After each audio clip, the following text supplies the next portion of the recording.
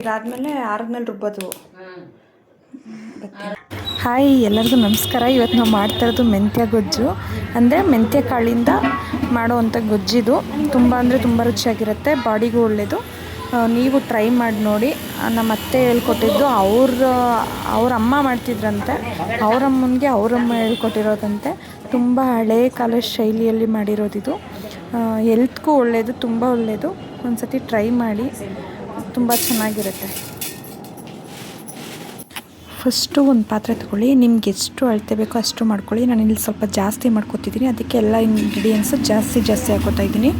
ನೀವು ಒಂದು ಚಿಕ್ಕ ಕಾಯಿಗೆ ಮಾಡ್ಕೊತೀನಿ ಅಂತಂದರೆ ಒಂದು 10ರಿಂದ 15 ಒಣಮೆಣ್ಸಿಕಾಯಿ ಹಾಕ್ಕೊಳ್ಳಿ, ಸಾಕು. 10 ಸಾಕು ಅನಿಸುತ್ತೆ.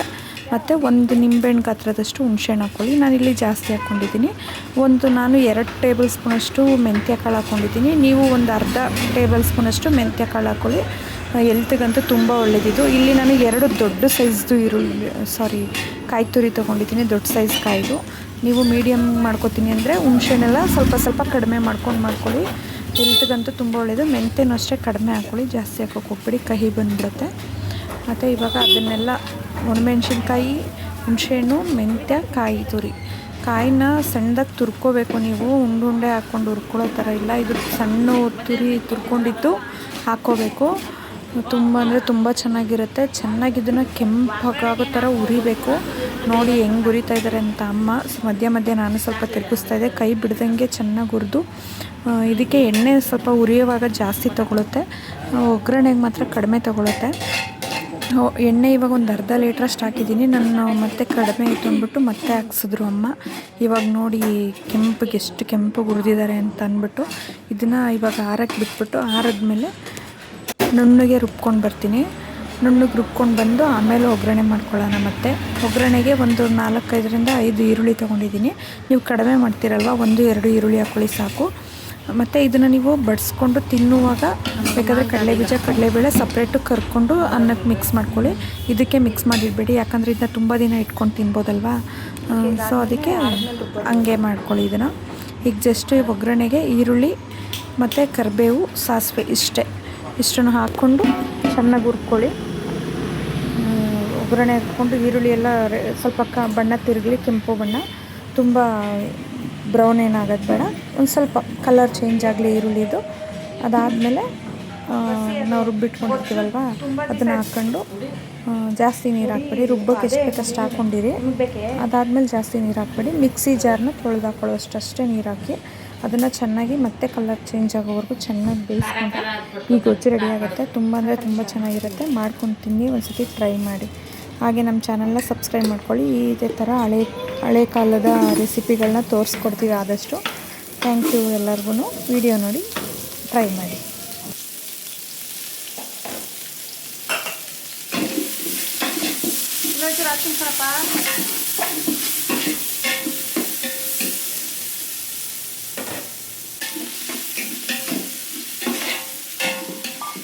ಒಗ್ಗರಣೆ ಸುತ್ತಿಂದಕ್ಕೆ ಬಗ್ತಿರಲ್ಲ, ಬೇಕದೆ ಹೊಳಿ ಒಳಗೆ ಬರೋದು.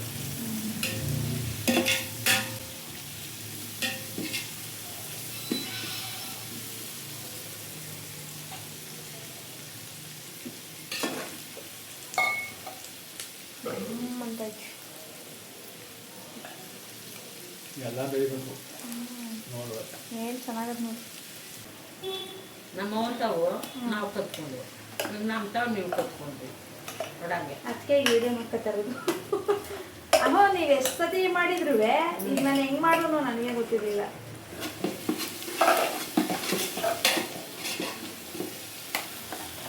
ಮಾಡು ಅನ್ನೋದು ಏನು ಅಳತೆ ಗೊತ್ತಿಲ್ಲ, ಅದ ಗೊತ್ತಿಲ್ಲ.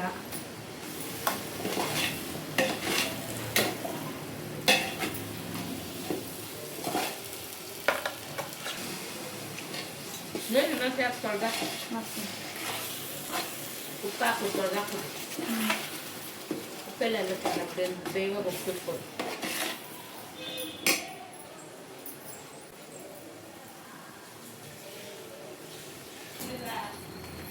ಈಗ ಮಾಡಿದ್ದೀನಿ ಅಂದ್ರಲ್ಲ, ಸಮ್ಮಗೂ ಇಷ್ಟ ಸಖತ್ತು. ನೋಡ್ಕೊಂಡು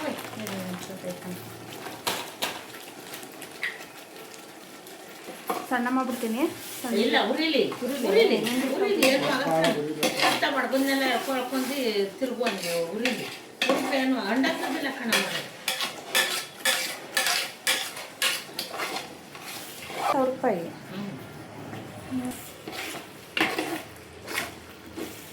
ಹಾಂ ತಿರ್ಗಿಸಿ. ನೋಡಿ ಫ್ರೆಂಡ್ಸ್, ಇವಾಗ ರೆಡಿ ಆಯಿತು ಮೆಂತ್ಯದಕ್ಕೆ ಗೊಜ್ಜು.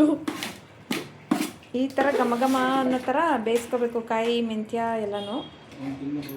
ಸಖತ್ತಾಗಿರುತ್ತೆ. 1 ತಿಂಗಳು ಮಾಡ್ಕೊಂಡು ನೀವು ತಿಂದರೂ ಆಚೆನೇ ಇಟ್ಕೋಬೋದು, ಫ್ರೀಝರಲ್ಲಿ ಇಡೋ ಅವಶ್ಯಕತೆ ಇಲ್ಲ. ತುಂಬ ಅಂದರೆ ತುಂಬ ಚೆನ್ನಾಗಿರುತ್ತೆ. ಟ್ರೈ ಮಾಡಿ ಒಂದ್ಸತಿ. ಏನಪ್ಪ? ಇಲ್ಲ ಮಾತಾಡಿದ್ಕೇನೆ ಮಾಡ್ತಾಯಿದ್ದೀನಿ. ನಮ್ಮ ಅಮ್ಮನ ಸ್ಪೆಷಲ್ ಇದು ಮೆಂತ್ಯದಕ್ಕಿ ಗೊಜ್ಜು. ಬಾಡಿಗೆ ತಂಪು, ಬಾಯಿಗೆ ರುಚಿ. ಸಖತ್ತಾಗಿರುತ್ತೆ. ಹಿಂಗೆ ಎತ್ತಮ್ಮ ಒಂದ್ಸಲ ಸ್ಪೂನಲ್ಲಿ ನೋಡಿ ಎಷ್ಟು ಚೆನ್ನಾಗಿದೆ ಅಂತ. ಇದ್ರ